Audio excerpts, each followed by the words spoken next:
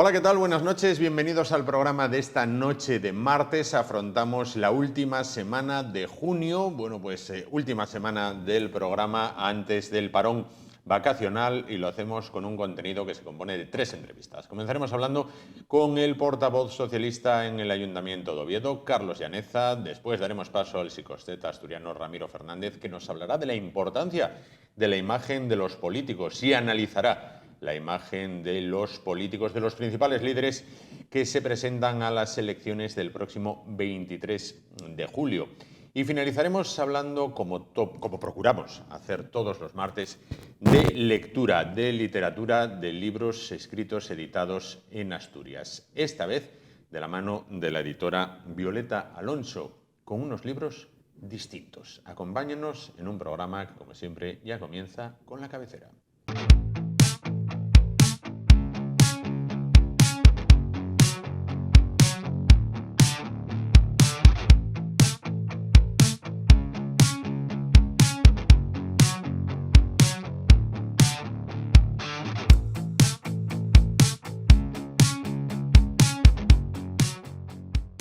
Bueno, pues comenzamos el programa de esta noche, y lo hacemos en este clima post y preelectoral en el que nos encontramos.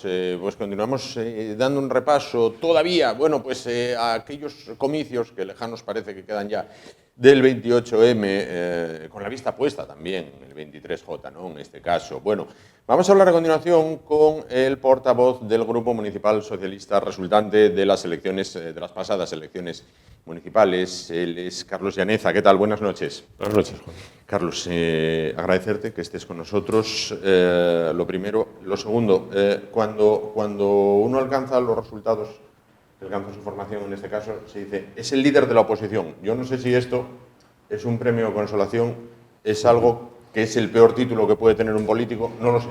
Hombre, eso dicen como en las Olimpiadas, que la medalla de plata y la de bronce a nadie le gusta, ¿no? Evidentemente, el Partido Socialista Obrero Español es un partido con vocación de gobierno y nosotros en cada elección a la que nos presentamos salimos con esa intención de aplicar un programa de gobierno, pues con el objetivo de buscar esa transformación social, ¿no? Nosotros nos presentábamos en Oviedo con un buen programa, con un buen equipo, con un buen proyecto y con intención de gobernar. Cuando no logras ese objetivo, pues evidentemente no lo has conseguido, no valen paños calientes, ¿no? Puedes después hacer muchos análisis y demás, pero bueno, sí que al final son los ciudadanos los que decidimos con nuestro voto dónde estamos cada uno. Los ciudadanos han decidido que estemos liderando la oposición con nuestros 7 concejales y así lo vamos a hacer. ¿Sufrió decepción aquella noche? Sobre todo cuando el octavo, que dices, sí, empato lo que había, ¿no? Se pierde a última hora. Ese dolió especialmente. ¿Ese gol en el último minuto? Fueron 80 votos, lo que nos distanció de ese octavo concejal que, de alguna manera era consolidar los resultados que teníamos. Evidentemente, mi objetivo, y creo que el compartido, evidentemente seguro, por toda la candidatura, era lograr un resultado mejor, ¿no? Aspirábamos a un resultado mejor. Cuando no logras esos resultados, yo no tengo paños calientes en decir que esas veces cuando salen y pierden y todo el mundo gana, ¿no? Pues no todo el mundo gana uno. Pero bueno, así es la democracia, así es la política y estamos, donde han querido los ciudadanos que estemos. Pero sí que ese octavo concejal, sí que en el 86% ya de escrutinio que íbamos, que además suponía también la mayoría absoluta del PP, sí que fue un poco... mazazo, ¿no? Sí. Gol en el último minuto, sí. En este caso, ¿no? En el tiempo de descuento. Bueno, ha renovado tremendamente el grupo municipal. ¿Cuáles van a ser las líneas de estos 4 años, sabiendo, como bien dice usted, que se enfrenta a una mayoría absoluta? Sí, tremendamente. Teníamos 2 concejales, dos concejalas en este caso, que estuvieron en el anterior mandato con el compañero Wenceslao. Y el objetivo nuestro ahora lo que tenemos que hacer es, desde ese liderazgo de la oposición, pues ofrecer, como dije en el Pleno de Constitución, una oposición constructiva, en positivo, intentando aportar en la medida de lo posible ideas o propuestas de nuestro programa, Pero bueno, eso no quiere decir que no seamos una oposición firme y que no tengamos nuestras posturas férreas en defensa de aquello que creemos, ¿no? Pero bueno, mano tendida, pero también un poco desde esa oposición en positivo, pero bueno, intentando defender sin duda alguna nuestros planteamientos y nuestras posturas y criticando aquello que creamos que es mejorable sin ningún tipo de duda, vamos, ni de... En el pleno de investidura, tanto usted, que apelaba ahora a una oposición constructiva, como el señor Llamazares, que se abstuvo en ese pleno, tuvieron un discurso, digamos, más o menos combativo que el que tuvo, por ejemplo, Vox. Quiero decir, ¿se acerca una legislatura a priori tranquila o esto es decir, no, bueno, el pleno de toma de posesión es, bueno, pues un acto prácticamente protocolario, lo gordo empieza a partir de septiembre? Yo creo que los ciudadanos esperan en general de la política y de los políticos que haya un ambiente cordial. Eso no quita con que no se mantenga con firmeza las posturas de cada cual, ¿no? Yo creo que nosotros hemos planteado en líneas generales esa idea de oposición constructiva, pero bueno, también hay que esperar un poco. También el equipo de gobierno ofrecía decir, bueno, pues que tendían la mano de alguna manera, y eso se irá viendo con el tiempo, ¿no? Yo les decía, hombre, oposición constructiva sí, siempre y cuando no apliquen un rodillo que silencie a la mitad de los concejales prácticamente de la corporación, que representan a la mitad de los votantes, ¿no? Que también de alguna manera tienen que estar representados ahí. Entonces, bueno, eso se va a ir viendo, ¿no? El movimiento se demuestra andando y a medida que avance el mandato iremos viendo qué actitud tiene el equipo de gobierno y nosotros intentaremos ser fieles a nuestros principios, a nuestras políticas, que bueno, manteniendo esa, como te decía ya antes, manteniendo esa oposición constructiva, pero firme también, ¿no? O sea, en defensa de nuestro... Nosotros tenemos un programa en el que creemos, tenemos un modelo de ciudad en el que creemos, y tenemos un proyecto para Oviedo que lo vamos a defender pues en cada momento, ¿no? Entiendo. Bueno, hay temas sobre la mesa que ya fueron actualidad al final de la pasada legislatura y entiendo que lo van a ser durante la próxima, ¿no? El tema de La Vega. La Vega es una oportunidad de futuro para Oviedo, siempre lo hemos defendido, ¿no? Es siempre digo que es uno de los pilares en los que tiene que asentarse el futuro industrial, tecnológico, cultural de Oviedo. Pero hay que hacerlo bien, y no podemos poner el carro por delante de los bueyes, ¿no?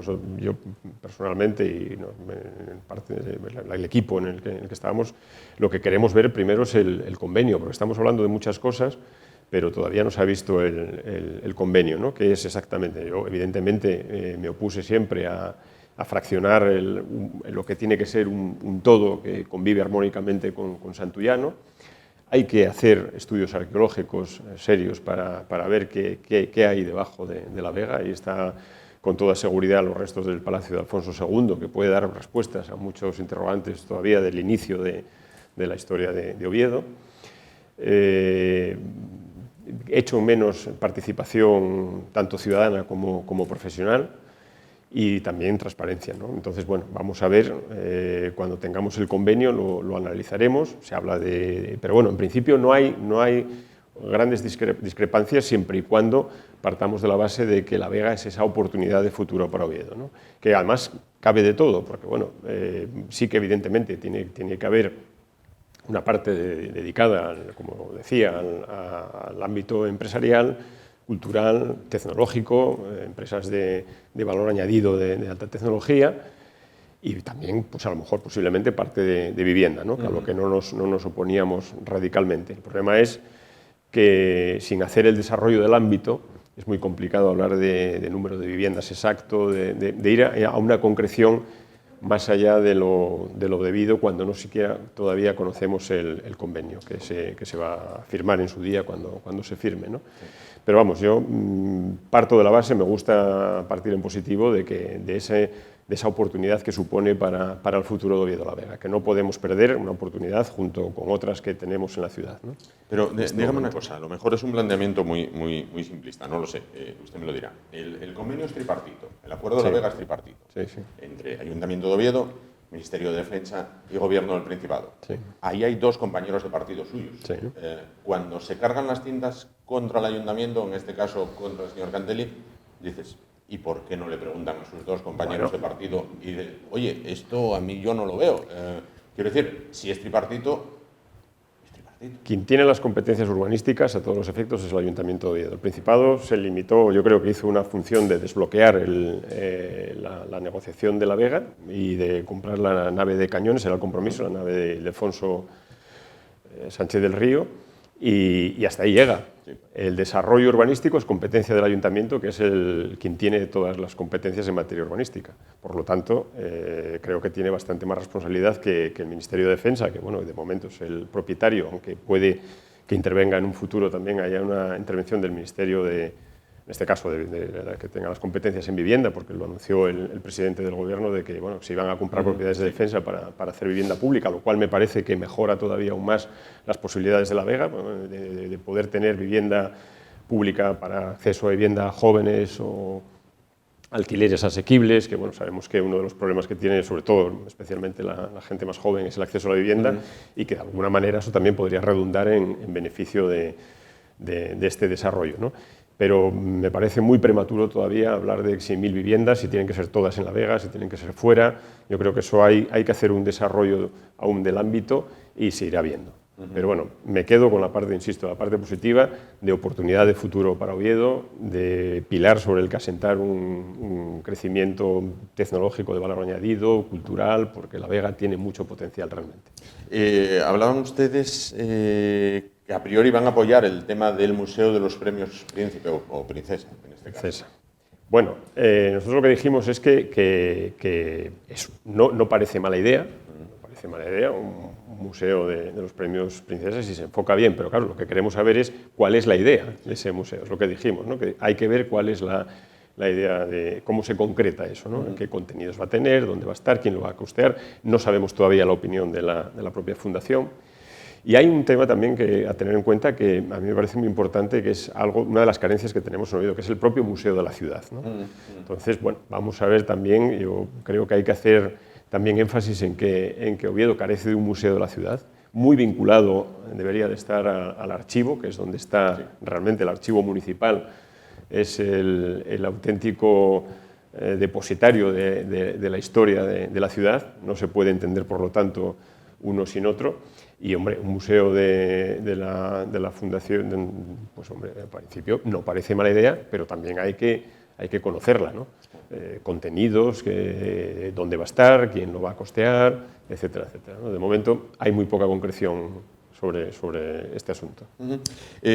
Ronda Norte. En esta legislatura coinciden dos personas, el alcalde y usted, enamorados del naranjo, al menos así se definen los dos. Sí. Pero parece que tienen pareceres opuestos en lo que es la Ronda Norte. La Ronda Norte, evidentemente, no creo que sea ningún secreto, yo siempre me he opuesto a ella, desde hace muchos años, o sea, fue de los primeros que escribió en contra de la Ronda Norte. ¿Por qué? Porque yo vivo en la zona oeste, ¿no? O sea, entonces cuando salgo en coche, que lo utilizo cada vez menos, siempre tengo que salir por Ciudad Naranco y demás, ¿no? O sea, que soy perfectamente conocedor de la situación porque la vivo en primera persona, ¿no? ¿Hay problemas de tráfico? Sí, hay problemas de tráfico en esa zona, muy vinculados a un número de colegios que hay en la zona oeste. Hay hasta 7 colegios muy cercanos unos de otros. De hecho, a partir de mañana que hay vacaciones, si sales a determinadas horas vas a ver que hay muchas menos dificultades. Lo que yo defendí siempre es que antes de hacer una infraestructura tan agresiva, en la que no están de acuerdo ni siquiera el propio Colegio de Arquitectos, ni muchos geógrafos, ni expertos en materia de movilidad, es en que hay alternativas. Hay alternativas que pueden facilitar soluciones al tráfico. Y alternativas realizables a corto plazo y más realistas, y con menos impacto medioambiental y con mucho menor costo económico, ¿no? San Claudio, por ejemplo, está a escasos metros de la autovía, no tiene conexión. El Plan General de Ordenación actual contempla una salida desde las Campas hacia la ronda exterior, que Oviedo sí tiene exterior, que a veces se dice que no tenemos ronda exterior. Hay una ronda exterior que canaliza todos los tráficos perfectamente. En Nicolás Soria, por fin, después de muchos años rodando por los presupuestos generales del Estado, se está haciendo el desdoblamiento de Nicolás Soria. Está también ya un proyecto en el que va a intervenir también el Principado de Asturias para favorecer la salida de Prados de la Fuente hacia la glorieta de Luis Oliver, ¿no? Que ahí sí que realmente eso es algo que dices, es incomprensible cuando se está haciendo un desarrollo de vivienda como se hizo en Prados de la Fuente, que se deje un solo carril de salida y de entrada, ¿no?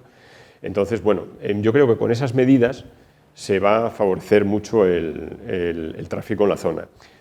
Desde San Claudio, Las Campas, etcétera, también hay conexión ferroviaria con la ciudad, que también pues, habría que ver un poco la mejora. Y luego hay que analizar también cuál puede ser el volumen de tráficos a medio y largo plazo, ¿no? Estamos haciendo una obra que, en el mejor de los casos, empezaría, pues no sé, entre 5 y 10 años y que podría durar, ni se sabe, ¿no? Entonces, hay un estudio del Principado de Asturias sobre estudio de tráfico en el área central de Asturias 2018-2030 que concluye que en 2030 el uso del vehículo particular puede ser hasta entre un 30 y un 40% menor, ¿no? Estudios también de movilidad del propio ayuntamiento concluyen que en esta zona en la que se supone se beneficiaría de la Ronda Norte, el 70% de ese tráfico va hacia el centro de la ciudad. Muchas veces en vehículos con un solo conductor y además en trayectos que se podrían hacer a pie en menos de 15 minutos. Los criterios de movilidad de la Unión Europea nos van a imponer una movilidad mucho más sostenible también. Estamos viendo, hay un dato muy curioso, que es el número de expedición de carnés de conducir. Sí. Ha bajado, no recuerdo la cifra exacta, en los últimos 10 años, pues no sé si eran de 800.000, me perdonen los televidentes si me equivoco, de 800.000 a 200.000 en los últimos 10 años, ¿no? O sea, estamos viendo cómo hay cada vez más movilidad en patinetes, en bicicleta, en otros tipos de... Entonces, estar pensando en una infraestructura tan agresiva para el Naranco, que lo es, no quieran pintar como lo pinten, lo es agresiva, cuando primero tenemos alternativas y segundo, los criterios de movilidad pueden cambiar, me parece que no tiene... Y luego eso, ¿no? Hay muy poco consenso. De hecho, ha recibido un volumen de alegaciones como pocas veces había visto en una obra pública, ¿no? Yo creo que no tiene sentido. La Ronda Norte no tiene sentido. Y ojo, repito, hay problemas de tráfico, hay que solucionarlos, pero la obligación de los políticos es solucionar los problemas a corto plazo, no fiarlos a largo plazo y con una solución que probablemente y con casi toda seguridad no iba a solucionar buena parte de ese volumen de tráfico que hay a determinadas horas en esa zona, ¿no? Y luego, hombre, pues también plantear un túnel que atraviese todo el Naranco, pues al final dices tú, bueno, si lo que se supone que permitiría sería facilitar la salida de Ciudad Naranco, de Prados de la Fuente, o de Vallovín, o de la Florida, y no tienes conexión con el túnel, ¿para qué sentido tiene, no? Bueno, decía usted a largo plazo, lo cierto es que la Ronda Norte, yo ahora tengo 48 años, hace 40 años, si uno coge el periódico ya se habla de la Ronda Norte, el largo plazo es largo plazo. Pues por eso digo que seamos pragmáticos, seamos prácticos y ofrezcamos soluciones ya, y las hay, ¿no?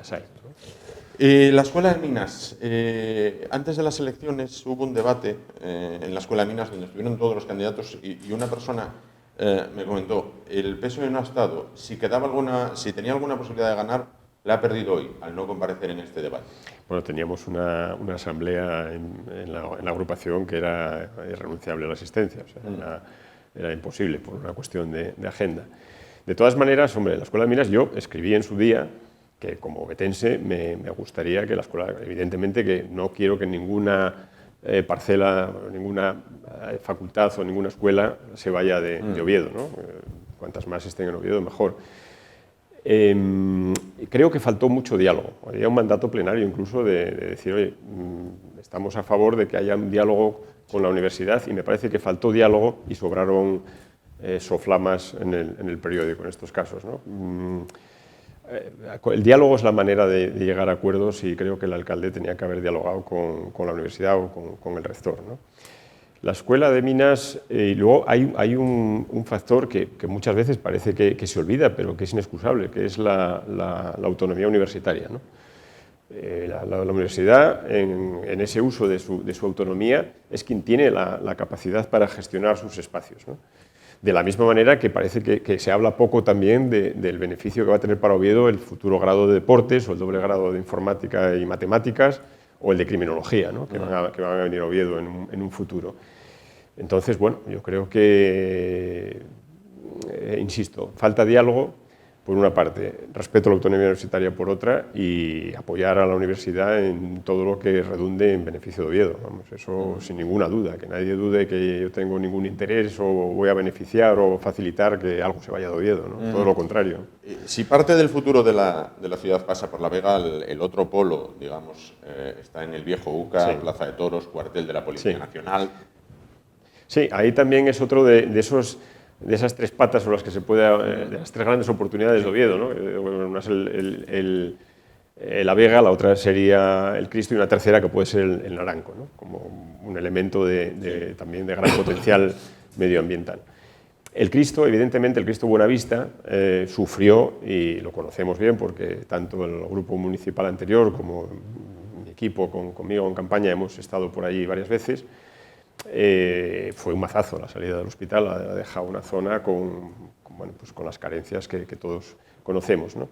Se habla del campus universitario para el Cristo. A mí creo que es una buena opción de un campus que genere, que sea motor de una actividad, ¿no? No un campus con facultades aisladas, sino que tenga también la integración con, a lo mejor con una pequeña parte de vivienda, que tenga también una atractivo desde el punto de vista de comercio, etc. Los campus universitarios, cuando vas sobre todo en Inglaterra, yo trabajaba en una empresa que teníamos la central en Princeton, que es una ciudad eminentemente universitaria, ¿no? Y tiene una vida fantástica, o sea, una vida cultural, comercial, de actividad juvenil, etc., ¿no? Ese modelo de campus integrado que hace que se integra en la ciudad, es lo que me gustaría para el Cristo, ¿no? Que sea un revulsivo para devolver al Cristo parte de esa vitalidad que ha perdido con la salida de Luca, ¿no? Por lo tanto, es un proyecto que espero que se concrete en el menor tiempo posible por el bien de la ciudad en general y del Cristo Buenavista en particular. No le pregunté antes de que se nos vaya, ¿el Naranco está infrautilizado en Oviedo o hay que dejarlo ahí cual reserva natural? El Naranco, como digo yo siempre, a veces es una perogrullada, hay que dejar que el Naranco sea el Naranco. ¿Qué es el Naranco? El Naranco es un espacio medioambiental. Es el bosque que fue de Oviedo hace muchos siglos, porque tú si ves las primeras fotos del Naranco de finales del 19, está pelado, ¿no? Pues tenía mucha actividad minera.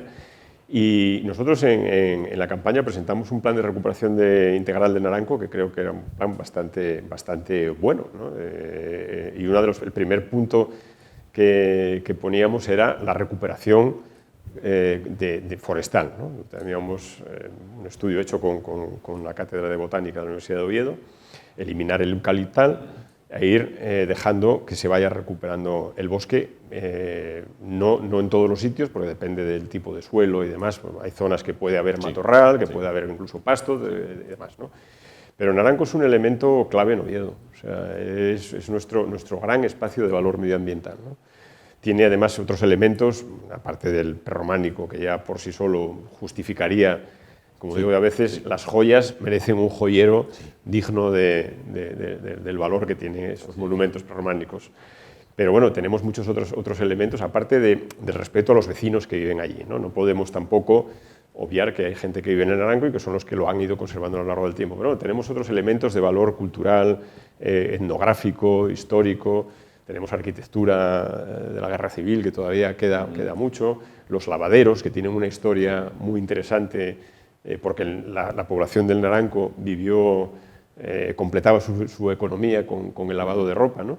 Los pozos de nieve, que son unos elementos absolutamente singulares, que pocas ciudades lo tienen tan cerca aunque los hay en muchos lugares de España, pocas ciudades tienen pozos de nieve tan bien conservados como los tenemos en Oviedo y tan cerca de la ciudad, ¿no? Pues elementos de restos de la actividad minera, que hubo mucha actividad minera, tanto de hierro como la pista finlandesa o Paseo de Valdeflora, aparte de ser la traída de agua de la fuente de Fitoria a los Pilares, que todavía se ve en la actualidad, también fue la caja del tren minero, ¿no? El tren de fábrica de Mieres que llevaba el mineral de hierro, lo bajaba de las minas de la zona media del Naranco más o menos y lo bajaban por unos planos inclinados, de ahí iba por San Pedro de los Arcos hacia la estación, ¿no? Entonces, hay elementos que se pueden recuperar parte de esa historia, recuperar parte de los pozos de nieve, restaurarlos y todas estas fuentes que hay, porque el Naranco nos cuenta mucha historia. Nosotros hemos vivido, yo siempre digo que Oviedo vivió de espaldas al Naranco muchos años, ¿no? A veces se decía también en algunas ciudades que habían vivido de espaldas al mar y de repente se dan cuenta que tienen el mar ahí y hacen actuaciones que les permiten recuperar y volver a mirar hacia el mar, ¿no? Pues en nuestro mar, entre comillas, es el Naranco, ¿no? Vamos a recuperarlo para que sea ese gran espacio de valor histórico, casi emocional y, desde luego, natural, ¿no? Valentín Andrés, que era un escritor moscón, tiene una frase que me gusta mucho, la repito muchas veces: de millares de siglos antes de existir Oviedo, el Naranco ya era ovetense, ¿no? Define un poco ese carácter ovetense tan esencial del Naranco, ¿no? Al que los ovetenses miraron mucho, porque en los años 20, en concreto en el año 29, se inició la gira al Naranco, gira que tenía tal aceptación que llegó a subir, a congregar arriba hasta 30.000 personas. O sea que en aquel momento, que la población de Oviedo era la que era, reunir 30.000 personas en el Naranco, y estuvo desde el año 29 hasta el 36, que fue el último año que se hizo, ¿no? Y de aquella sí que la gente todavía valoraba, tenía ese apego a la cuesta, como la llamaban en Oviedo, y ese cariño, ¿no? Que después se fue perdiendo, sin darnos cuenta que hemos vivido pues, desde el agua hasta pues, alimentos, piedra. Muchas edificios, muchas construcciones de Oviedo están hechas con piedra del Naranco, ¿no? Por ejemplo, la iglesia de San Juan o la propia iglesia de San Pedro los Arcos, que son contemporáneas ambas del mismo arquitecto, con esa piedra tan característica, griot rosa que sale del Naranco, ¿no? Todavía, ahora, si sabes dónde estaban, perfectamente se ven dónde estaban todas esas canteras de las que durante décadas estuvimos sacando piedra, ¿no? Y se sigue sacando piedra todavía, para uso siderúrgico. Lo que pasa es que lo vemos menos porque está en la ladera norte. En la otra parte, ¿no? Pero bueno. Decía usted 30.000 personas al Naranco en la gira. 30.000 personas es lo que lleva el Tartiere. ¿El Real Oviedo qué? Pues yo he de confesar que no soy muy futbolero. Tengo 2 hijos y Macchiaris que no sé dónde lo heredaron, de mí, desde luego de mí, ¿no?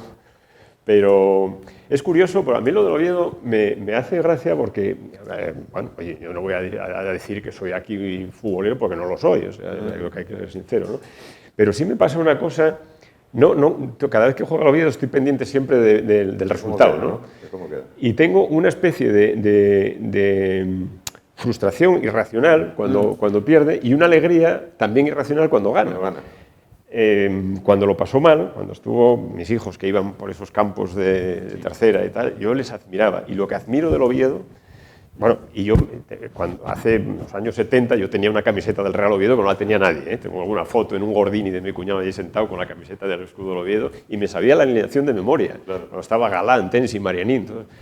Pero bueno, nunca fui muy de fútbol, ¿no? Pero sí que tengo ese sentimiento de rabia y de alegría, un poco irracional, cuando el Oviedo va bien o va mal, ¿no? Y hombre, deseo con toda fuerza e interés que suba a primera, porque lo que sí admiro es la afición del Oviedo. Creo que nos han dado un ejemplo. Mis hijos fueron de los que fueron a Cádiz en un autobús, no les dejaron salir del autobús. ¿Verdad? Cuando estuvieron ahí, estuvieron metidos y tal, y que iban a esos campos de tercera que dicen, joder, este equipo, ¿de dónde es? No sabías ni quién era, ¿no? Y la afición del Oviedo ha dado un ejemplo mayúsculo. Cuando muchos incluso se lo intentaron cargar, ahí estuvieron, aquellas grandes manifestaciones en las que sí participé. Celebré cuando subieron a segunda vez, celebré el ascenso con los Macchiaris, que me costó salir bastante perjudicado aquel día, y me contagié de aquella alegría, ¿no? El otro día me preguntaban así fechas que recordase de la historia de Oviedo que me hubieran quedado marcadas, y una fue cuando ascendió en el partido de Mallorca en el 88, cuando ascendió el Oviedo a primera. Me acuerdo que era la comunión de un sobrino mío, y mi cuñado era un forofo del Oviedo tremendo, ¿no? Estábamos en una sidrería y rompió un plato, puso a llorar y tal. Y yo cogí una cámara de vídeo que era de un amigo y el coche, y me fui por Oviedo grabando. Todavía debo tener el vídeo por ahí, porque era imposible abstraerse a aquella manifestación de alegría colectiva que desbordaba a todo el mundo, ¿no? Ya podías ser futbolero o no futbolero. Sí. Te metías ahí y te contagiabas de aquella alegría, ¿no? Entonces yo deseo vehementemente que Oviedo pueda vivir otra vez esa alegría, porque la afición se lo merece, sin duda alguna. Sin duda alguna. Esperemos que así sea. Bueno, nos aproximamos hay que hablar de cosas menos agradables. Al 23 de julio, los españoles tienen de nuevo una cita con las urnas. Y primero fueron las municipales y las autonómicas, ahora llegan las nacionales. ¿Qué espera Carlos Yáñez? Pues espero que el Partido Socialista revalide el gobierno. Un gobierno que te puede gustar más, te puede gustar menos, pero que tiene unos datos que son incuestionables, ¿no? Creo que este gobierno ha hecho la mayor tanda de políticas sociales y económicas en beneficio de la mayoría, y que, bueno, pues que se pueden perder todo. Estamos hablando de pensiones, estamos hablando de salario mínimo interprofesional, tenemos unos datos económicos que son incuestionables en cuanto a ocupación, en cuanto a tasas de IPC, en crecimiento económico. La propia OCDE los ha mejorado todavía, el Banco de España.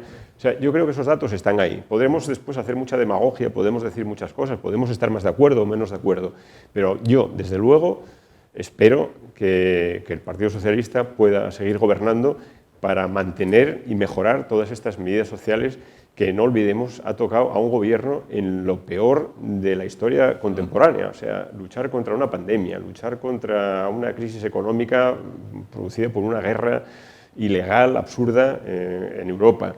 O sea, un volcán. O sea, como yo digo a veces, al pobre Pedro Sánchez solo le falta una invasión alienígena o un meteorito. O sea, es que ya... Y no demos ideas, ¿no? Deja ver. Pero... no sé, puedes defender más la camiseta o menos, ¿no? Pero yo creo que hay datos que son incuestionables. Gente que le conoce me ha dicho, Carlos Yáñez forma parte de lo que se podría considerar socialismo moderado. Esto sería aceptar que existe un socialismo radical, no lo sé. Por ahora las encuestas no son favorables a su partido, pero no dejan de ser encuestas. Si hubiera una derrota electoral como hubo el 28 de mayo a nivel nacional, ¿hay vida en el PSOE más allá de Sánchez? Por supuesto. El PSOE tiene más de un siglo de historia, ha pasado buenos momentos, ha pasado malos momentos, y el Partido Socialista perdurará y seguirá luchando por el bien y la defensa de los intereses de los más desfavorecidos en este país, como lo ha hecho siempre históricamente, ¿no? Y yo espero que, bueno, que estoy convencido de que la gente al final, los votantes, se darán cuenta un poco de estas cosas, ¿no? De que hay datos objetivos que hablan por sí solos. Entonces, bueno, y que esos logros, todos esos logros sociales, todas esas políticas económicas que han demostrado, que han dado sus frutos, merece la pena mantenerlas. Estoy convencido. Bueno, el 23 de julio, la cita electoral, ¿condiciona de algún modo las vacaciones de Carlos Yáñez? ¿Qué va a hacer Carlos Yáñez este verano? Pues no lo sé. De momento, seguir aposentándome en el ayuntamiento. No tengo previsto ningún viaje. De momento, no lo sé todavía. Espero poder recuperar algo el monte, que lo tengo, es mi pasión, esa sí que es mi vocación deportiva, va por ahí, por la montaña. Soy enamorado de la montaña y lo tengo bastante olvidado en este último año por razones obvias, y espero poder recuperar alguna salida por Picos de Europa, que es un lugar fantástico, ¿no?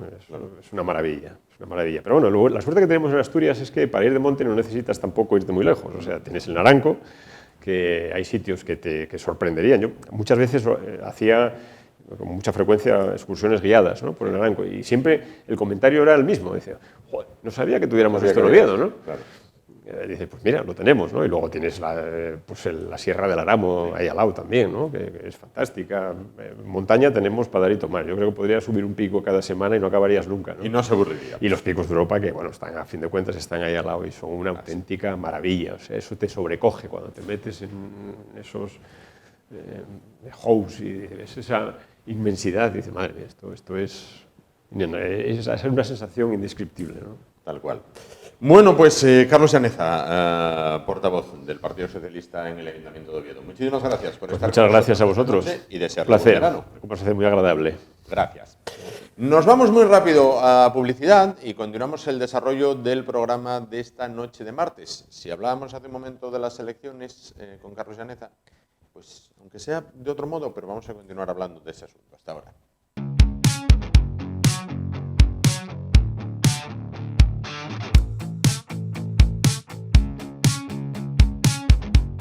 Bueno, vamos a continuar. Dejamos la entrevista con Carlos Llaneza y vamos a continuar hablando de política, pero de otra manera. No todo es propuestas, contrapropuestas, pactos y no pactos. Vamos a hablar de la importancia que a día de hoy, y creo que es mucha, tiene la imagen para un político. ¿Con quién lo vamos a hacer? Bueno, pues al igual que hicimos en las pasadas elecciones autonómicas y locales, lo vamos a hacer de la mano del psicosteta asturiano Ramiro Fernández.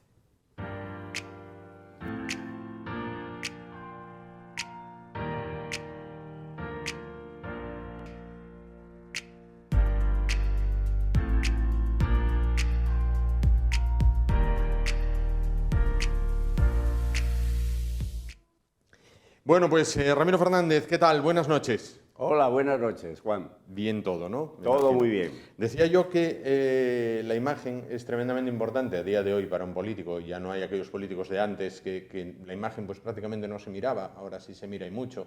Recordarás que antes de las elecciones autonómicas y locales hacíamos un completo repaso a 16 candidatos, 8 al Ayuntamiento de Oviedo, 8 a la Junta General del Principado, o a la presidencia del Principado, en este caso, y queríamos repetir la fórmula, porque ¿cuán importante es ahora mismo para una persona pública la imagen, Ramiro? Sí, Juan, estamos inmersos en la imagocracia, el poder de la imagen que se apodera de casi todo. Sí. Y esto lo estamos viendo en todos los aspectos de la vida, ¿eh? La imagen juega un papel importante. Hay quien le da más importancia que otro, pero nosotros que vivimos precisamente de que debemos de ser consejeros, sí, especialmente de esa imagen personal, sí, pues nos volcamos en acercarnos lo más posible a la real imagen que pueda tener cada uno sin frivolizar. Ahí está, ahí está. Bueno, si te parece, vamos a analizar la imagen de los 4 políticos más importantes que en este caso concurren a las elecciones del próximo 23 de julio. Vamos a empezar, si te parece, por el presidente del gobierno, actual presidente del gobierno, el candidato del Partido Socialista, Pedro Sánchez. Bueno, ¿qué podemos decir? Ahí lo tenemos en la foto. ¿Qué podemos decir de Pedro Sánchez? Antes de nada quiero decirte, Juan, y nuestros televidentes estoy seguro que lo comprenderán, yo hago un estudio de imagen psicoestética a cada uno, sí, al margen totalmente de la ideología política. Estoy completamente de acuerdo. Quiero aclarar esto en el sentido de que Ramiro pueda inclinarse aquí. No. Yo soy un profesional que me dedico precisamente a eso. Bien. Pedro Sánchez es un hombre de lo que decimos en esta sociedad, como yo digo, hippie, ¿no? Que tiene la imagen personal impulsora. Es un político joven, es un político que cuida su imagen, cuida su peso, viste muy bien, sabe adaptarse a cada circunstancia donde debe de transmitir lo que quiere políticamente. Y yo, pues, en este sentido, tengo que decir que hace una concordancia perfecta entre lo que es el corte de cabello, el vestido, su figura y esa personalidad que tiene, que dicen que miente. Yo no entro en eso, pero que desde luego si lo hace de maravilla, ¿eh? Y sobre todo acompañado con unos gestos que eso lo da la experiencia, la soltura, el estar todos los días en esto, ¿no? Pero fijaros también ya nuestros televidentes que si la responsabilidad afecta o no a ese político. Cuando entró apenas casi ya trataba él de insinuar con un matizador, sí, para la cana. Ahora ya no necesita ningún matizador. Ya en temporales y parietales tiene ya infinidad de canas porque eso le da, pues eso, esta tensión, esta presión que da, porque por mucho que lo disimules, pues va dentro, ¿no? Sí. Por eso yo digo que esto como imagen es una imagen donde, bueno, viaja por el mundo y es un hombre que sabe valorar en ese aspecto su imagen personal. Claro. Es de estas personas, Ramiro, que ¿Son guapas y saben que son guapos y lo potencian? Sí, claro. Sí. Esto me alegra que hayas tú intuido eso, porque tal, él lo sabe e incluso a veces ya va un poco de sobrado, ¿no? Sí, no, se le nota su, como diciendo, yo ya estoy por encima del bien y del mal, ¿eh? Esto se nota cuando le felicita una chica joven o cuando le felicita una señora mayor, ¿no? Él juega ese papel, es un actor. Porque claro, en esto los políticos tienen que ser actores. Totalmente. Y en ese sentido él desde luego juega un papel importante en eso, ¿no? Claro. Bueno, vamos con el siguiente candidato. Se trata de Alberto Núñez Feijóo, candidato del Partido Popular, en este caso. Bueno, vamos a ver la imagen. Ahí lo tenemos, Alberto Núñez Feijóo, candidato del Partido Popular. Bueno, es una pena la imagen que me ponéis, también parece que ya no es la mejor que podía tener, ¿no? Porque ahora no sé qué ha hecho, yo estoy seguro que ha hecho algo, tanto en el vestido, el corte de pelo va a tono de lo que hoy la moda tendencia de parietales temporales y nuca rebajadito, y bueno, yo lo que me sorprende es, yo no sé cuál es el problema de su vista, ¿no? La graduación que puede tener, pero esas gafas remarcadas y quizás un poco demasiado, podía reducir un poco las gafas, el arco de donde están los dos ojos. Yo trataría de aconsejarle eso, ¿no? El corte de cabello, pues bueno, lo lleva bien. Él está pasando una etapa difícil en el sentido de... en Galicia estaba muy cómodo, muy cómodo, vestía a su manera, bien, es un hombre clásico, bien. Pero claro, ahora sospecho que le están azuzando mucho, tienes que hacer esto, deberías de hacer esto otro. Y eso le están... Hombre, el vestido lo ha mejorado mucho.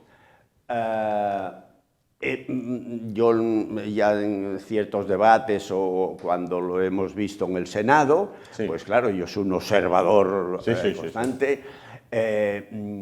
Él encaja, pero se nota cómo fue mejorando cada intervención, fue mejorando porque eso nunca se ha visto él en su... Claro.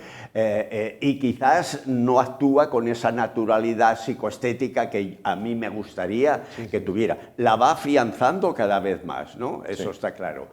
Incluso la voz y la mirada lo coordina también muy bien, lo que antes no hacía. La mirada se distraía en estos aspectos. Él ahora sabe que lo que dice con la palabra tiene que firmarlo con la mirada y desde luego lo está haciendo en ese aspecto muy bien. Decías ese salto cualitativo que ha dado de Galicia a la política nacional. ¿La imagen en un político también se aprende? Quiero decir, lo cogen los expertos que en esto hay, lógicamente tú eres uno, y dicen, oiga, mire, esto tiene que ser así, así, así, y se construye una imagen nueva. Sí, no es aprender de tal, sino que es mejorar.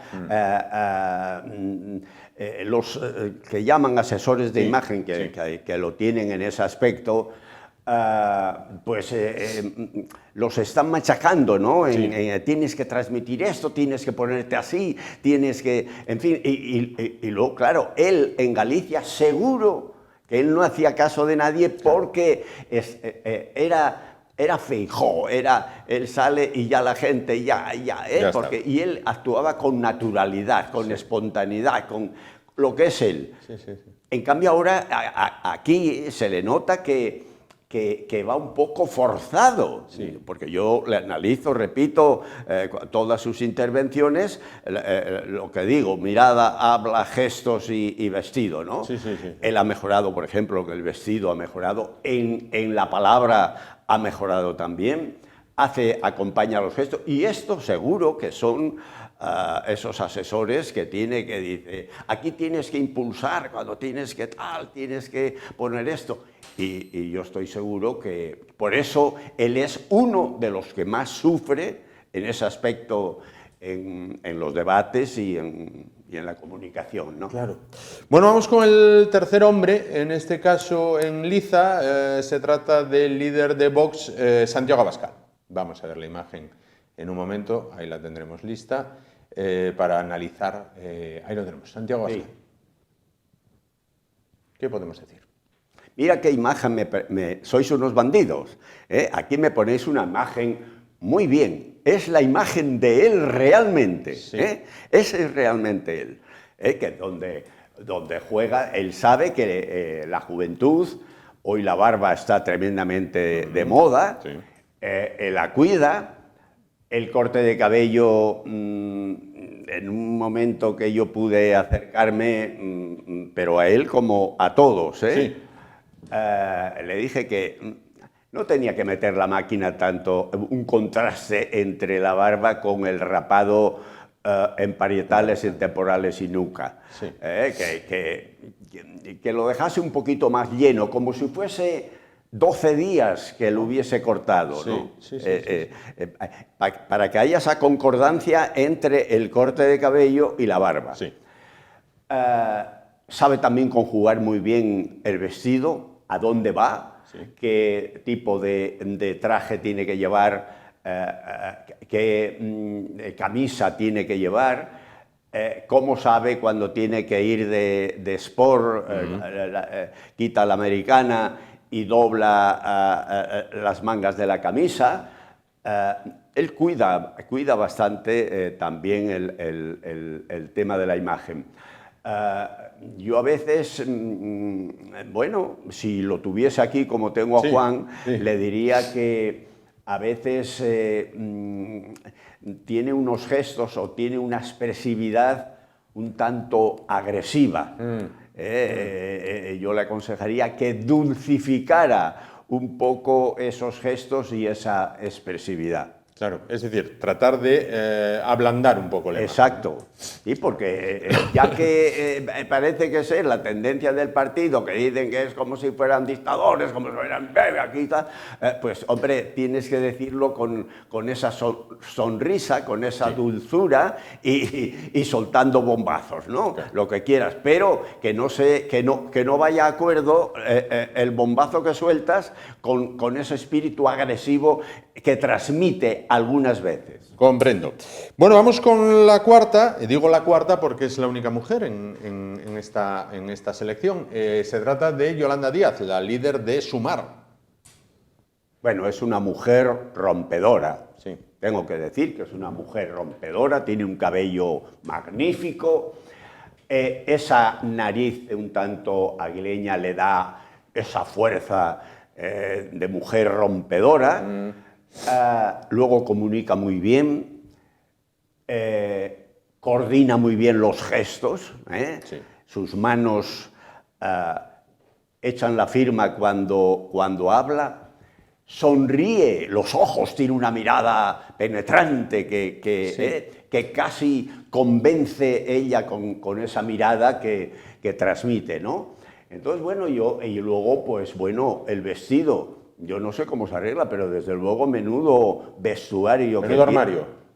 Vamos, es que porque viste muy bien. Sí. Entonces, pero bueno, para mantener ese vestuario, me sorprende que de su partido podría ser, como dicen, de derechas, ¿no? Sí. Para tal. Pero desde luego hace un esfuerzo grandísimo y desde luego lo hace muy bien el coordinar esa vestimenta, que también sabe a qué acto y cómo y qué es lo que tiene que llevar en cada momento. Claro. Si echamos la retrospectiva atrás y vemos fotos del pasado, ¿es la que más ha evolucionado, la que más ha cambiado? Sin lugar a dudas, Juan. Y ha sabido adaptarse y además tiene un carácter rompedor, que ya he dicho antes, que se adapta perfectamente, además debe tener ese carácter debe tenerlo bien, no se amilana ante nada, ¿no? Y luego, pues eso, conjuga con ella esa nariz prominente, con esa cabellera magnífica que tiene, porque se nota que desde luego un día sí y otro no, va a la peluquería. Y desde luego su vestuario, como dije antes, es muy amplio y lo sabe coordinar muy bien. Bueno, eso es el repaso que hace Ramiro de los políticos nacionales, los políticos principales que concurren a las elecciones del próximo 23 de julio. Un análisis, insistimos, tal y como decía Ramiro antes de analizarlos, un análisis desde el punto de vista meramente profesional, sin entrar, bueno, pues en cuestiones ideológicas, en cuestiones de programa o en cuestiones políticas, al fin y al cabo, sino son 4 actores de la política nacional que han sido analizados en este caso. En un verano atípico digo, porque hay que pasar por las urnas de nuevo. ¿Qué verano va a tener Ramiro Fernández? Porque creo que ya no nos volvemos a ver hasta septiembre. Exacto, o sea que nada, yo no voy a coger vacaciones, esto ya lo digo por delante, ahora tengo que dar vacaciones a todos mis colaboradores y por lo tanto pues voy a estar, entre comillas, de suplente, ¿no? De al menos estando en el salón para saludar a la gente, para desearles a todos felices vacaciones y en fin, esta es mi tarea, ¿no? en este aspecto. Yo entiendo que, fijaros, las vacaciones que tengo todos los fines de semana largos, durante todo el año, o sea que si los empiezas a sumar, fíjate lo que... Son unos cuantos días. Pero bueno, desconectar yo es porque soy una persona quizás, como soy tan feliz con lo mío, yo si salgo de lo mío parece que soy un hombre al agua, ¿no? O sea que... y no sé nadar. O sea, que quiere decir que, bueno, yo voy a estar ahí atendiendo. Y tente cuenta, esto ya lo tenemos analizado, Juan, y esto es para todo el comercio de Oviedo. Junio, julio y agosto, sobre todo julio y agosto, las tardes, como esté un día de sol espléndido, no damos golpe. Hablo todo el comercio en general. En cambio, como esté nublado, desagradable para estar en la playa, los que están en Llanes, los que están en Gijón, los que están en Luanco, los que están en Avilés, vienen a la capital a decir, bueno, pues hoy pasamos el día en la capital. Y nosotros, el comercio en general y la peluquería en particular, lo notamos perfectamente. O sea que yo nunca miro tanto al hombre del tiempo como en estos 2 meses para saber un poco a qué atenernos, ¿no? Claro. Bueno, y ya de cara al próximo curso, vamos a decir así, ¿no? Sí. Tengo que preguntarte, eres un apasionado del mundo del fútbol, Oviedo Sporting, ¿qué les espera para la próxima temporada? Me está sorprendiendo gratamente los fichajes del Real Oviedo. Bueno. Me está sorprendiendo gratamente.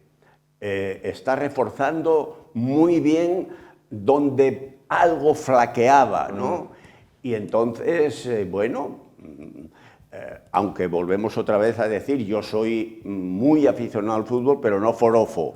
Entonces, hay que tener en cuenta que la segunda división es muy dura. Muy dura. Es tremendamente, hay 6 equipos, 7, que ahí es una lotería. Entre esos 6 equipos, pues y el Oviedo este año, creo que según va haciendo los fichajes, vamos. El Sporting es una incógnita, no sabemos, hasta la fecha no mueve muchos el banquillo en ese sentido, no sabemos qué va a suceder en el Sporting. Yo ya te tengo que decir que ya saqué mi recibo del Oviedo, tenía el 462, ya tengo el 444, socio del Real Oviedo. Fíjate, o sea que, bueno, cuando vi, digo, mira, 444, muy bien, ahí ya está. voy bajando. Bueno, claro, Juan, no digamos los años. No Pero hace bueno, falta. pero quiere decir que ahí estamos. Ya pronto Claro. me tocará eso de la insignia de oro de los sí, no sé cuántos. es verdad, es verdad. De una tira de años, claro. En efecto, efectivamente. Bueno, espero que me llamen, digo yo. Hombre, digo yo que sí, digo Pero yo que bueno, sí. de otra forma, repito, estoy muy esperanzado con el Oviedo. Yo, vamos, y del Sporting no puedo decir eso porque bueno, no... Por ahora está por con más ahora calma, por ahora lo llevan con más calma. no mueven bolos de nada, y cambio el Oviedo ya ha fichado esos 3 o 4 jugadores muy claves, donde se nota que el míster manda, porque él sabe mejor que nadie lo que necesita y encima los conoce, generalmente. Entonces, bueno, vamos a ver. Cuando te preguntaba por el verano, Ramiro, verano preparando el libro. Entiendo, ¿no? Qué calamidad eres, perdona, ¿eh? Poquito, poquito. Es que sí, no, ahora ya lo tengo, ya, además ya casi ya voy apalabrando la editorial. Y bueno, estoy tremendamente ilusionado con ese mundo. Estoy, si me lo permites, Juan, tú sabes que tengo esa colección de cosas de barbería, de utensilios de barbería. Pues en estos últimos 3 años, todos los peluqueros de España y fuera de España, ahora con el cuento del móvil e internet, pues claro, me sigo haciendo con piezas extraordinarias. Únicas. Y tengo una colección, bueno, verdaderamente. Y claro, ya me empieza a preocupar, ¿no? Digo, ¿qué pasará? ¿Qué haré con esto? Porque claro, el ayuntamiento pues, ya lo expuse algunas veces, pero claro, me dicen que sí, que me lo pueden recoger para meter en un almacén, pero claro, un almacén no, porque lo tengo yo y lo cuidamos, porque estas son piezas muy delicadas, que son muy antiguas y entonces se necesita cuidar. Y bueno, no sé lo que voy a hacer porque claro, hay que pensar ya como aquello, tú recordarás en la mili, tú eres muy joven, no hiciste la mili, pero era cuando estaba los primeros 3 meses en la mili, decía, una más. Y cuando ya te faltaban 3 meses para licenciarte, una menos. Entonces, claro, yo ya estoy para una menos. Pero en eso no podemos contar, hombre. No, pero yo ya estoy pensando y preocupado de qué voy a hacer con esta hermosa colección. Por eso he tenido el libro, para que al menos quede plasmado en un libro todas las piezas que tengo. Pues claro que sí. Pues Ramiro Fernández, psicosteta asturiano, internacionalmente conocido, muchísimas gracias por estar con nosotros esta noche. Y no solo por haber estado esta noche con nosotros, sino por haber estado a lo largo de toda la temporada. Una temporada que iniciábamos en septiembre, la iniciábamos a los pocos días, venías, valorabas un poquito, bueno, con ese ojo profesional. Y has estado con nosotros todo este tiempo. Ha sido un verdadero placer charlar contigo durante todos estos meses, pues prácticamente una vez o dos al mes, sobre muchos temas. Hay gente que me dice, ¿cómo tienes tema para sacar a Ramiro todos los meses? Y siempre digo lo mismo y lo digo ahora de manera pública. No preparamos nada. Ramiro se sienta, quitando hoy lo de los políticos, que sí es verdad que te había dicho, te voy a preguntar por los políticos. Ramiro se sienta y empezamos a hablar como podríamos hablar en un bar, en una cafetería o si nos viéramos por la calle. Eso es así. Ramiro, muchísimas gracias y esperamos verte en septiembre, con esa fuerza y esa vitalidad que te caracteriza. Muchas gracias, Juan. Y si me permites, creo que es el momento también de felicitar y desear unas muy felices vacaciones a todos nuestros televidentes que seguro están ansiosos de ya cogerlas y disfrutar. Sin duda que sí, sin duda que sí. Bueno, pues nos vamos a publicidad. Hablábamos con Ramiro de ese penúltimo libro que está preparando acerca de la colección. Decían una colección, sí, una colección. Deberían de verla, ¿no? Si se vuelve a poner en Trascorrales o por ahí, vayan porque merece la pena. La colección, en este caso. Impresionante. Bueno, pues decíamos, Ramiro prepara libro y de libros precisamente vamos a hablar a vuelta de publicidad. Bueno, pues con una mujer que ha tenido una idea cuando menos singular, escribir solo acerca de aquellos temas que sean agradables. A vuelta de los anuncios, hasta ahora mismo.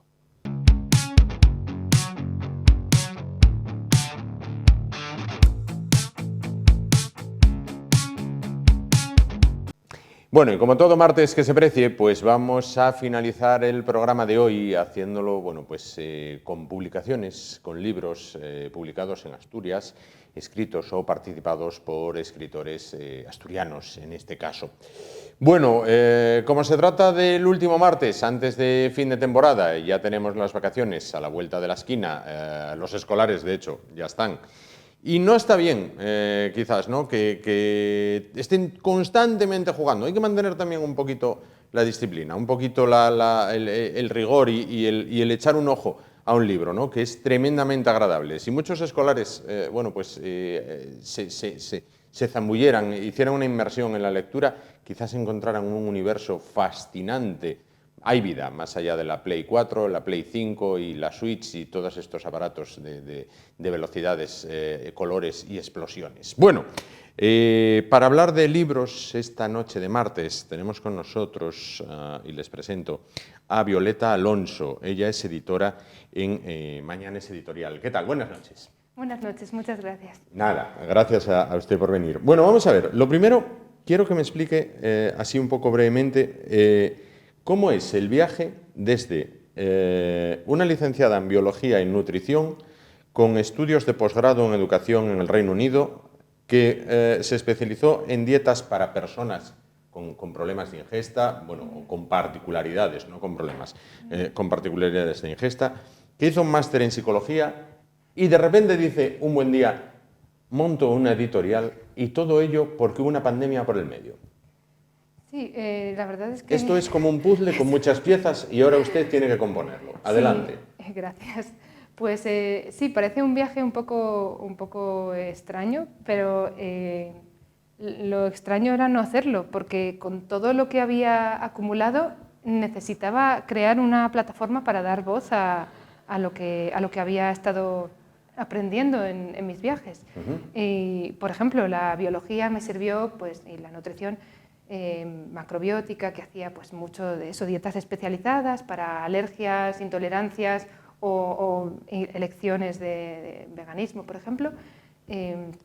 Y eso me sirvió para publicar el primer libro, que ese lo publiqué en otra plataforma, Sí. pero no quedé contenta porque yo no tenía la capacidad de elegir pues, el control de la publicación, el tipo, ¿no?, de papel o el tipo del tamaño. Yo quería algo mucho más personalizado. Sí. Y entonces pues sí que me puse a mirar cómo se haría, cuáles son los pasos para hacerlo, por supuesto, de manera adecuada, legal y que se pudiera vender en librerías, que fuera algo que no fuera todo Internet. Bueno, lo que has dicho al principio, de que estamos muy acostumbrados, la juventud, a tender a divertirse con Internet y Internet Y sirve plataformas mucho, varias. Sí, y sirve mucho para las compras y nos ha facilitado Sí. la vida, pero yo quería un poco volver también a lo tradicional, a salir a la librería del barrio y encontrar los libros impresos y bueno, volver otra vez a esa vida. Entonces,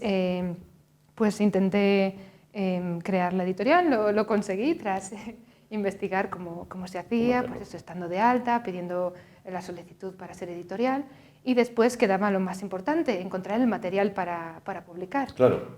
Y se decidió por tres, digamos, temáticas y tres formatos que dos de ellos creo comparten rasgo en común. Vamos a ver.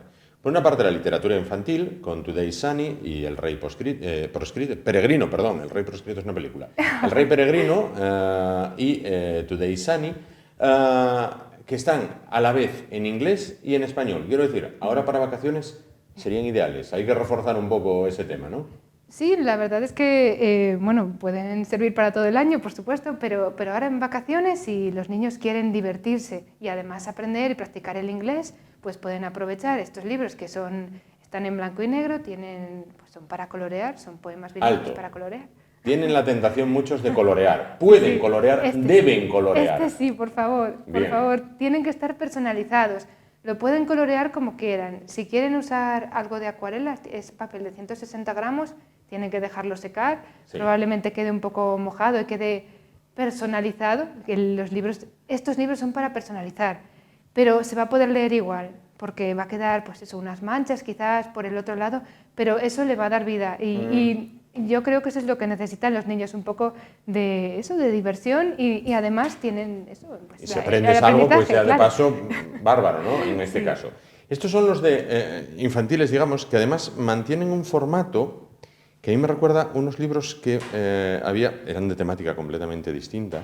En este caso no eran infantiles ni mucho menos, eran los cómics o los de aquella llamados tebeos de hazañas bélicas que mantenían este formato y eran también en blanco y negro. Es un formato, para mí particularmente, tremendamente querido, pero son muy atractivos para los pequeños, ¿no?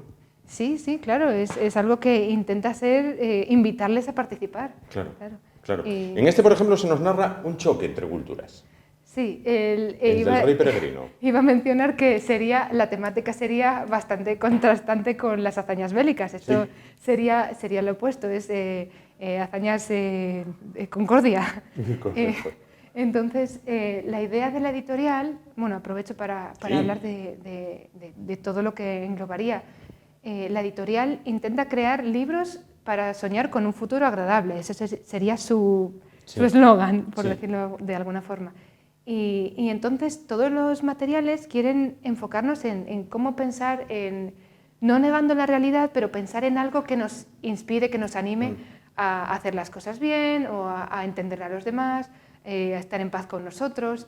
Y el del Rey Peregrino es un choque entre culturas que sí que habla de qué ocurre durante los choques, habrá que luchar, no habrá que luchar, pero hablando desde la editorial, sabiendo que la editorial no promueve la lucha, pues en este libro va a haber un desenlace que en el que no interviene la lucha, pero que es bueno, también es un desenlace... No me lo cuente. Considero que es entretenido y no lo voy a desvelar porque estos libros están disponibles a la venta y se pueden encontrar. Correcto. Es difícil, quiero decir, es difícil abandonar la realidad que tenemos. Vamos a ver, a pocas horas de avión tenemos una guerra, ¿vale? En pleno corazón de Europa. Los datos de la vida diaria, precios y demás, no son muy halagüeños. Es difícil muchas veces crear ese pequeño espacio de esperanza o de bienestar o de paz, o no sé cómo denominarlo. Sí, es intentar crear algo agradable, es difícil, es algo que mucha gente intenta hacer cuando sale de sus casas o de sus vidas. Mucha gente tiene una vida que no cuenta a los demás, que lleva la procesión por dentro y siempre intenta poner una buena cara al resto porque sabe que eso va a ayudar a que la gente a su alrededor esté mejor. Lo de las guerras y la pobreza, la inflación, por supuesto es algo que es real y existe y no quiero crear una burbuja que lo niegue todo, pero me gustaría aportar algo que cuando haya un agotamiento mental por el exceso de estímulos, pues se pueda descansar en algo que no hable de nada que tenga que ver con guerras o con precios caros o con pobreza, que también obviamente hay lugar para hablar de ello, por supuesto. No pretendo negar la realidad, pero sí, también, bueno, por la sensibilidad de las personas, he decidido que quería crear una especie de remanso en el que no hubiera esos temas. Pero, por supuesto, esos como temas, una pequeña isla refugio. Sí, un refugio. Y, por ejemplo, el choque entre culturas. El choque entre culturas, pues en muchas ocasiones ocasiona guerras. Porque, bueno, mi cultura quiere imponerse sobre la tuya en este territorio. Y bueno, pues aquí, claro, este cuento está idealizando una solución, pero aún así está dando una idea.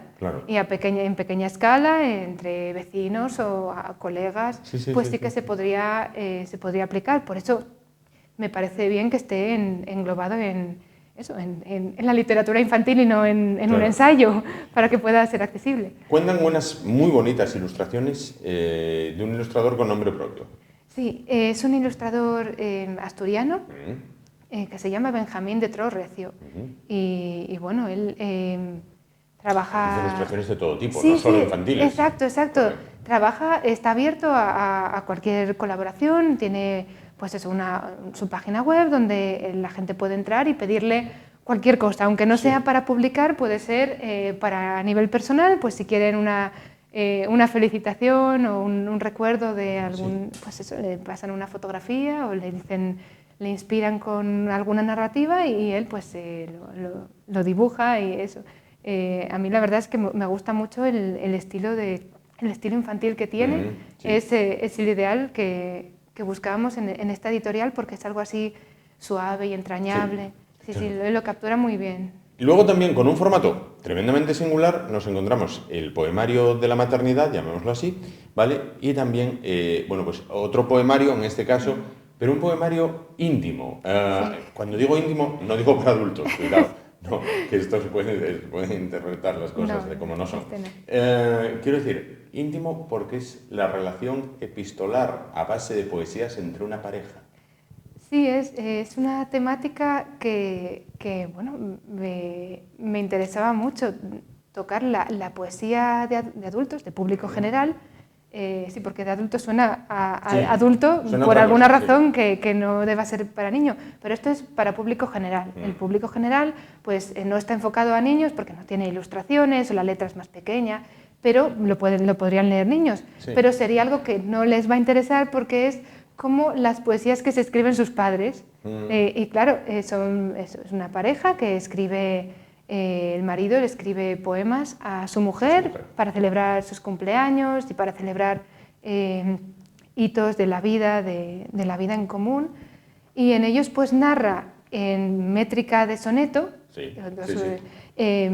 cumpliendo las normas, pero con un vocabulario, bueno, una temática que es el día cotidiano, pues igual, no sé, te habla de que están desayunando y como el tintín de las cucharas y te narra una escena de casa o cómo están en el pueblo y cómo van a elegir de qué material ponen las baldosas en el tejado. Y todo ello en formato soneto. Claro, sí, es un Cyrano de Bergerac de la vida, este hombre. Sí, es eso, es utilizar la poesía en la cotidianidad. Qué claro. Qué bueno, qué bueno.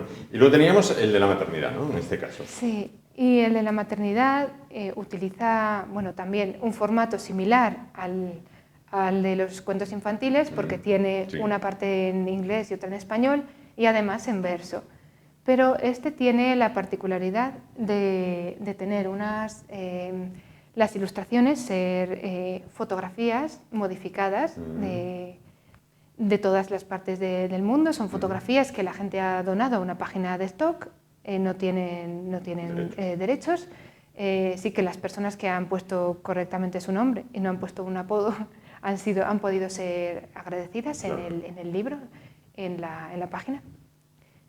Bueno, eso tiene la página interior, tiene agradecimientos. Y entonces son imágenes de todo el mundo, de todas culturas diferentes, pero todas muestran el viaje de la maternidad y cosas que ocurren a todas las, bueno, a muchas madres, aunque no tengan en común la cultura. Entonces es algo como una oda universal. Como una maternidad universal. Sí, como buscando lo común de experiencias de la maternidad.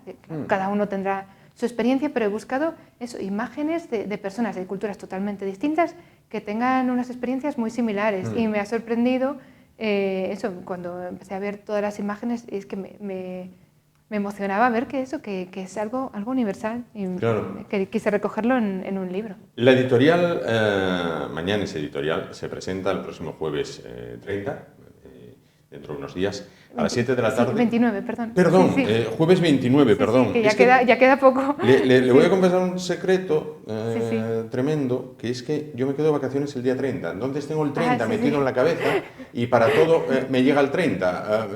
Todo mi objetivo es el 30, prácticamente, ¿no? Pero bueno, jueves 29, a las 7 de la tarde, en la Biblioteca Pública Ramón Pérez Ayala, la Biblioteca de Oviedo, la Biblioteca del Fontán, llamémoslo así, la Biblioteca Central. Bueno, acaba prácticamente usted de llegar al mundo editorial. ¿Se lo esperaba así? Es una aventura muy extraña porque por una parte me gusta, por una parte me gusta comunicarme con las librerías locales al ser yo mi propia distribuidora, pero por otra parte he tenido problemas al no tener suficientes publicaciones, En stock, ¿no? claro, para poder hacerlo mediante una distribuidora nacional e internacional. Y sí que me interesaría que esto fuera internacional por lo del bilingüismo, porque bueno, hay algunos lugares donde sí que les interesa también aprender. Es decir, es un español. viaje de ida y vuelta. Sí, los escolares españoles pueden aprender inglés, pero Claro, también los claro, angloparlantes claro. puede interesarles Sí. aprender español, que cada vez les interesa más. Cuidado, Sí, exacto. a eso- más personas angloparlantes de estos que cada vez quieren aprender más español. Decíamos, es tremendamente joven, pero ya tiene más publicaciones en cartera, ¿no? Sí, la editorial ha aceptado el reto de salir de lo fácil, entre comillas, que es publicar para niños de manera agradable, e intentarlo con otros formatos de ensayo, de narrativa y de teatro. Entonces, crear bueno, en teatro lo primero que te enseñan es para que tiene que haber un conflicto, para que haya un drama. Sí. Si no hay drama, no hay historia que contar, obra, es aburrido. Entonces el reto es qué conflictos puede haber que no sean desagradables o que no hieran la sensibilidad o que no vayan a herir a propósito, porque cada uno lo percibe de una forma, pero esto no va a herir, intenta no tener ni muertes, ni asesinatos, ni violencia, ni descripciones desagradables. Intenta que todo sea como tirando hacia lo cómico, Sí. pero que entretenga sin caer en cosas fáciles. Entonces ese es un reto, no sé cómo resultará, porque hasta que no esté publicado no se pueden ver los resultados, claro. Mucha gente puede pensar, Violeta, vives en una utopía, quizás se lo hayan dicho, ¿vale? Vives en una isla aislada que no es posible. Sin embargo, entiendo que usted reivindica ese derecho a tener ese espacio de paz, ¿no? Claro, desafortunadamente vivimos en un mundo que tiene sus vicisitudes y no todo es perfecto.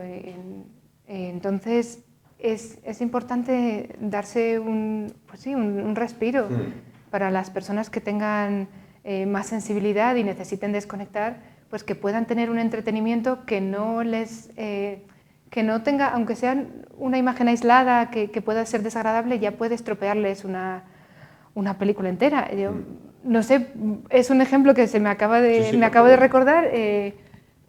Cuando era más joven y cuidaba niños, uno de los niños que cuidaba no le gustó la película Amélie, que Amélie es una película como familiar, como de una chica que está un poco, una película francesa, intenta... Audrey Tautou se llama. Sí, Audrey Tautou. Intenta involucrarse en la vida de las personas, es como muy simpática y tal, pero resulta que este niño vio la primera escena en la que fallece la madre y ya no quiso saber más.